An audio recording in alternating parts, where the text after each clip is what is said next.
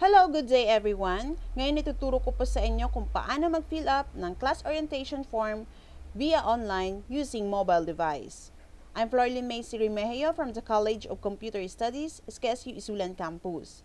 Pag napasa na po sa inyo ni teacher yung link ng Google Spreadsheet sa Classroom via Classroom or Messenger, so i-open nyo na po yan. Pag na-open nyo po, ito na po yung mukha ng Google Spreadsheet. Yan. Bali, nakikita nyo po sa taas, meron siyang revision number, date. Huwag nyo po yung gagalawin na students, okay? Yung sa campus po, pag wala pa po naka-fill up si ma'am o si sir, pwede nyo pong lagyan ng campus ninyo. For example, sa akin sa Isulan Campus. So, pwede nyo po yan ilagyan ng i-type dyan yung campus ninyo.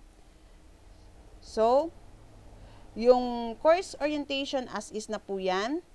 Yung time, yung course code or description, lalagay nyo po dyan kung ano yung course code or code description ninyo.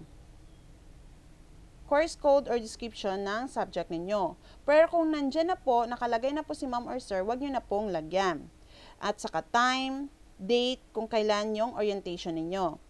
Saka yung room, at saka yung year and section. Pag meron na po ito nakalagay, huwag nyo na pong galawin yan. So, ang gagawin nyo po, punta po kayo sa name, i-click nyo po itong name dito banda na portion. So, i-click po natin, yan, sa cell number 1, dyan po mag-start yung maglalagay ng pangalan ninyo. Sample, double-click lang po natin and then type ko po, Florlyn. Caps lock lang po natin lahat para standard po tayo. May Remehio.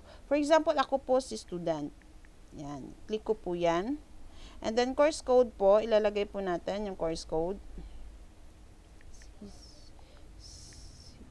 112. Pagkatapos po yung signature, dito po sa mobile, pwede pong i-signature natin yung i-cursive na lang natin yung pangalan natin. So, i-click po natin ito sa taas. Yan. Click po natin yan. And then, gawin po nating, ang font style niya po is Pacifico. Hanapin po natin dito yung Pacifico. Yan. Kasi naka-cursive na po yan. Then, click po natin yan. Pagkatapos yung font size niya po is gawin nating 7 para mag-cash siya dyan sa cell. So, ita-type ko na po yung pangalan ko.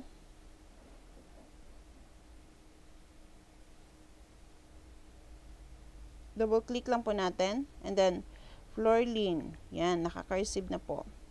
Depende po sa inyo kung ano yung initial signature ninyo. Pwede rin po lagyan nyo yung initial lang po ng name ninyo. Florlyn May Remehio. Yan.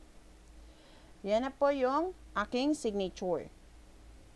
So, same with, kapag number 2 na po si student, makikita niya po yan kung mayroon nag-edit na dito sa cell number 2. Kasi may color pink po dito na nakalagay sa taas ng pangalan ng student. So, hindi niya na po yan i-edit. Hindi niya na po yan lalagyan ng name niya. So, dito na po siya mag-proceed sa number 3 na cell. Dito po sa number 3. Yan, sa number 3 na po siya na cell.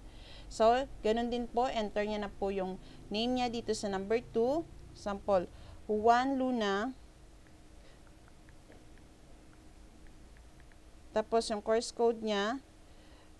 Pag mag-clear po tayo ng name, i-click po natin yan, double-click yan. Nakita po natin clear kapag i-delete natin yan. So, enter na po natin ulit. Click lang po natin yung cell.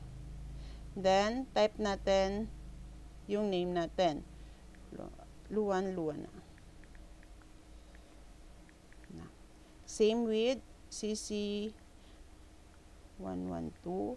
Yung signature po natin, again, punta po tayo dito sa taas. Click po natin muna to. Yan.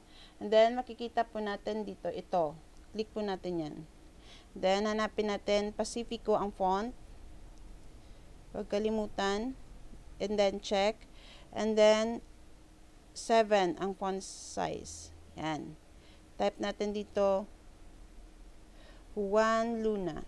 1L or JL. J Luna. Yan.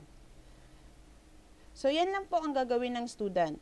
Hindi niya na po ito lalagyan sa attested, hindi na po yan dyan kasi si ma'am na yan dyan ang bahala.